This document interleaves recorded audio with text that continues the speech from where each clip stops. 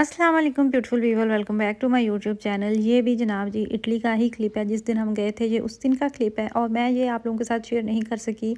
मेरा इरादा तो ये था कि मैं डेली वीडियो अपलोड किया करूँगी, लेकिन जावियार ने मुझे इस लेवल तक वहाँ पे टॉर्चर किया ना कि वो बस साथ ही होता था, तो फिर वो इतना टाइम ही नहीं मिला था कि मैं वॉइस ओवर कर सकती। ये है इटली की ओपन मार्केट, जिसको इटली की लैंग्वेज में तो मार्शा कहा जाता है। ये लकीली हमें मिल गई थी। हम जब गए मिलानो तो वहाँ पे जिस जगह पे हमने जाना था उसके बिल्कुल ये सामने लगी हुई थी, सारे स्टॉल्स लगे हुए थे। और पाकिस्तान में तो ये बदनामे ज़माना है मार्शा पाकिस्तान में इसको बड़ा बुरा समझा जाता है कि मार्शा। अच्छा, वहाँ पे ये मिसकंसेप्ट है, लोग समझते हैं ये लंडा होता है, लेकिन ये लंडा नहीं होता। ये पीछे से सामान लेके आते हैं कुछ लोग और वो डिफरेंट सिटीज़ में जाते हैं, जगह में जाते हैं, स्टॉल लगाते हैं और कीमतें जो है ना इनकी वो कम नहीं होती, बिल्कुल भी नहीं होती। अगर आप उनकी प्राइसेस देख रहे होते हैं तो मार्केट में अगर आप जाते हैं वही चीज़ सेम प्राइस में होती है। इनफैक्ट मार्केट में जब डिस्काउंट लगती है तो आपको उससे बेहतर कीमत पे मिल जाती है। और हाय, यहाँ पे मैं पिघल गई जब मैंने यहाँ पे देसी अपनी सब्ज़ी देखी ना। करेले मैंने देखे और मेरा दिल चाहा कि मैं ले लूँ करेले। फिर पता नहीं कैसे मेरा प्रोग्राम रह गया। फिर भिंडियाँ मैंने देखी और सारा कुछ। करेले जो है ना वो जितने मुझे पसंद है वो उतने ही मुझसे दूर हो गए हैं। ऐसी बात नहीं है कि वहाँ पे मिलते नहीं हैं, जर्मनी में भी मिलते हैं। आपको देसी शॉप पे जाना पड़ता है और वहाँ से आप ले सकते हैं करेले। किसी जगह पे 8 यूरो पर केजी होते हैं, कहीं पे 10 यूरो पर केजी मिल रहे होते हैं।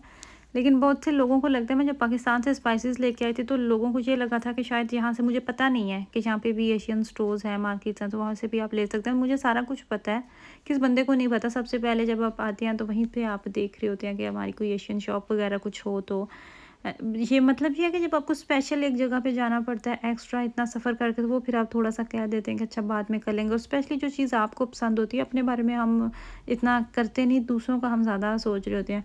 ओपन मार्केट की जो सहूलत है वो यही है कि आपके जब सिटी में आती है, आपके करीब आती है, तो आपके ओपन मार्केट में सारी चीज़ें होती हैं, हर तरह के स्टॉल्स लगे होते हैं। तो वो आप वहाँ से चीज़ें जो है ना वो अपने आपके करीब आती हैं तो आप वहाँ से ले सकते हैं। वरना और कुछ नहीं होता कि वहाँ पे यूज्ड चीज़ें होती हैं या कुछ भी ऐसा नहीं होता सीन। एनीवेज, ये नेक्स्ट डे है और मैं जितने दिन वहाँ पे रही हूँ बारिश होती रही है मुसलसल, और मेरे साथ मजाक भी कर रहे थे सब के आप आई हो जर्मनी से तो साथ ही ठंड भी लेके आ गई हो।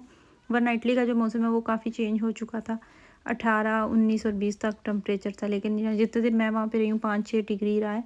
और हमें तो वहाँ पे भी सर्दी नहीं छोड़ा, लगता है किस्मत में ही सर्दी आ गई है। हम चले गए मार्केट। उन्होंने कुछ चीज़ें अपनी लेनी थी, ग्रॉसरी उन्होंने करनी थी, और वहाँ पे साथ ही थी चाइनी मार्केट। तो इटली गए और चाइनी मार्केट ना विज़िट कैसे कैसे हो सकता है कि एक ज़माने में काफ़ी अर्सा पहले चाइनीज़ मार्केट्स जो है ना वो जब नई नई बनी थी इटली में, वो चीप थी दूसरी इटालियन मार्केट्स की निस्बत। तो वहाँ फिर उस तरफ ज़ाहिर सी बात है कि चाइना के ऊपर आने की ज़्यादा राज ही ये है कि वहाँ पे आपको सेम चीज़, थोड़ा सा क्वालिटी में ऑफ कोर्स था फ़र्क।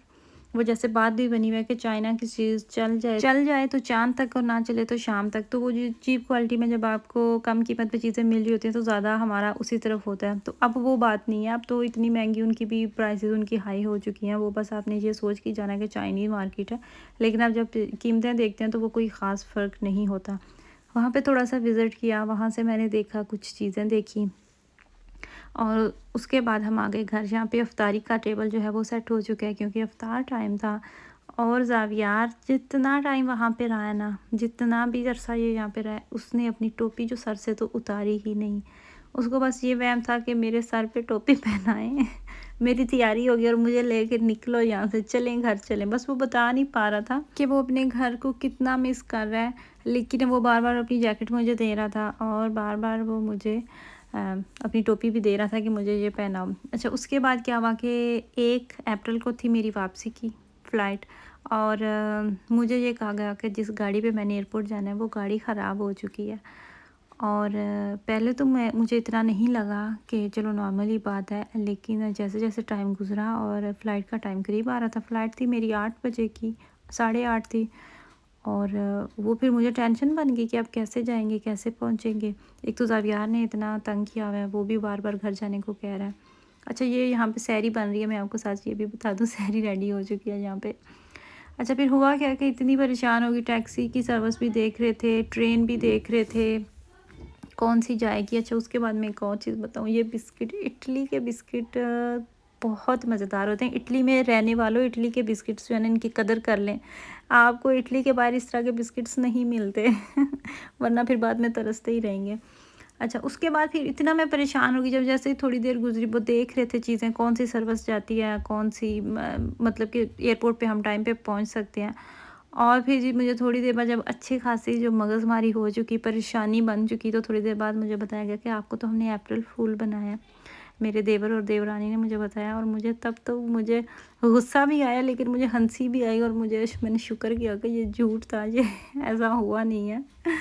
और जी फिर हम चले गए इफ़्तार करने, और मेरी खाला होती हैं इटली में, बिल्कुल पास ही है उनका भी घर, तो वहाँ पे हम गए। फिर वहाँ पे हमने इतना अच्छा टाइम गुजारा, इतना मज़ा आया कज़न्स से, जिन कज़न्स के साथ आपका बचपन गुजरा होता है, जिनके साथ आपका इतना टाइम गुजरा होता है, तो उनकी तो कंपनी आपको वैसे ही बहुत अट्रैक्ट करती है। तो इस तरह 2 दिन उनके साथ गुजर के इतना मज़ा आया, टाइम का एहसास ही नहीं हुआ। और फिर 3 दिन का ही स्टे था सारा, और यहाँ पे ज़ावियार अपनी स्किल्स आजमाते हुए बस अब चलने की कोशिश करता है। जब इसका मूड होता है ना तो चलने लग जाता है, जब नहीं मूड होता तो फिर जो भी कह लें फिर वो नहीं चलता, फिर उसने क्रॉलिंग ही करनी है। और जी यहाँ पे हम निकल रहे हैं वापसी के लिए, जर्मनी के लिए जाने के लिए। यहाँ पे हम गाड़ी में बैठ चुके हैं। ज़ावियार सोया हुआ था, और इसको मैंने सोते को ही उठा के रखा था। और वहाँ पे जिस दिन हम आ रहे थे उस दिन धूप निकली थी, और देखें इतना प्यारा मौसम था कि उसको जैकेट की ज़रूरत ही नहीं पड़ी।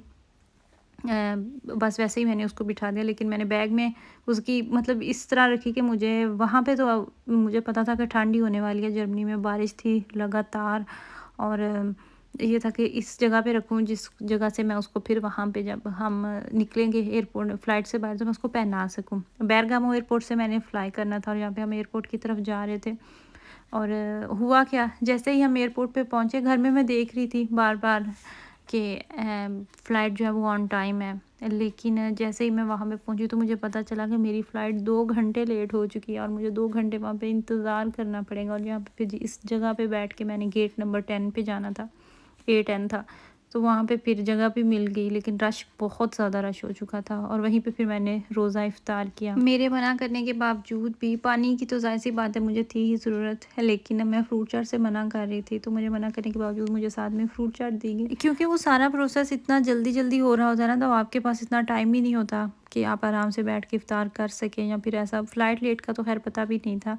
और फिर इस जगह पे बैठ के सारा हमने टाइम जो है वो स्पेंड किया। और जैसे ही बोर्डिंग के लिए उन्होंने ओपन किया और सारी लाइंस वहाँ पे लगी, तो मैंने इतने ज़्यादा लोग वो देखे जो मेरे साथ आए थे इटली में, सेम वही लोग वापस भी जा रहे थे हमारे साथ ही। तकरीबन मैंने 6 से 7 वही चेहरे देखे जो मैं आते हुए मैं मतलब जिनके साथ मेरी बातचीत हुई थी, हेलो हाय हुई थी, लेकिन हो सकता है और भी बहुत से हों।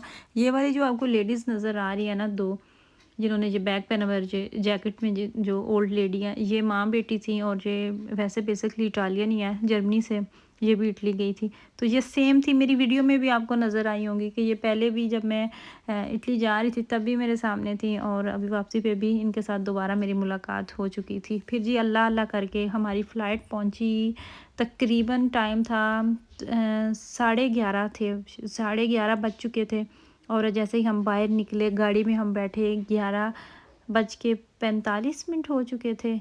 और फिर घर पहुंचते पहुंचते हम 1 बजने में 10 मिनट रहते थे। जैसे ही हम घर पहुंचे, कोई हाल नहीं था, इतनी शदीद किस्म की नींद आई हुई थी और जो थकावट थी।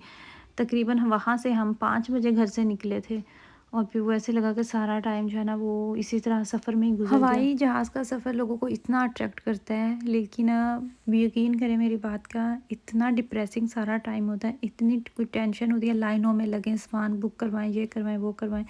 और फिर जाके तो थोड़ी देर रेस्ट की, फिर सैरी खाई, और फिर शुक्र किया अल्लाह ताला के कि घर पहुंच चुके हैं। ये मैंने इटली का क्लिप अगेन ऐड किया, जो मुझे इतना प्यारा, इटली के इतने प्यारे व्यूज़ थे, इतने प्यारे नज़ारे होते हैं, बहुत ही खूबसूरत लगता है। तो ये थी जी मेरी आज की वीडियो। ये होप कि आपको मेरी वीडियो अच्छी लगी हो। अपनी फैमिली का ख्याल रखिएगा, मुझे मेरी फैमिली को दुआओं में याद रखिएगा। नेक्स्ट वीडियो में बात होगी, तब तक के लिए अल्लाह हाफिज़।